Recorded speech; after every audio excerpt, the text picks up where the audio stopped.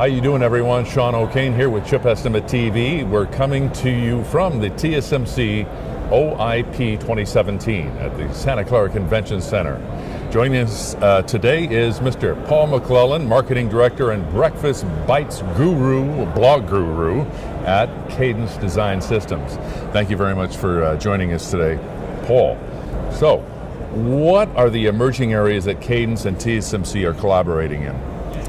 Well, what we've announced this week are several things. One was a C6 demo chip, which we're building jointly with Xilinx, ARM, Cadence, and TSMC.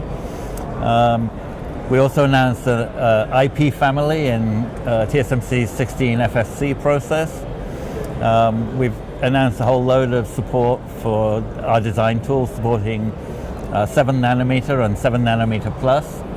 So the key areas where we work together, of course, are when TSMC produces a new process, our tools have to support it, and typically there are new things. It's not just a case of throwing the technology files together, and we actually have to write some code.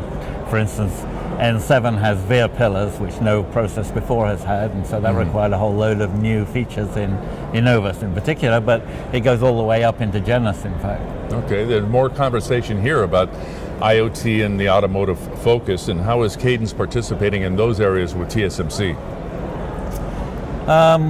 Well, mainly in the IP space. I mean, obviously any tools that we produce for automotive work with any process, particularly the functional safety stuff that we're working on. But we have this 16 FFC IP family that we've been working on. Renesas is the customer that we've announced, although there are other customers we've been working with. So TSMC has a IP subsystem focus, and are there any areas that Cadence is collaborating with TSMC in those new segments?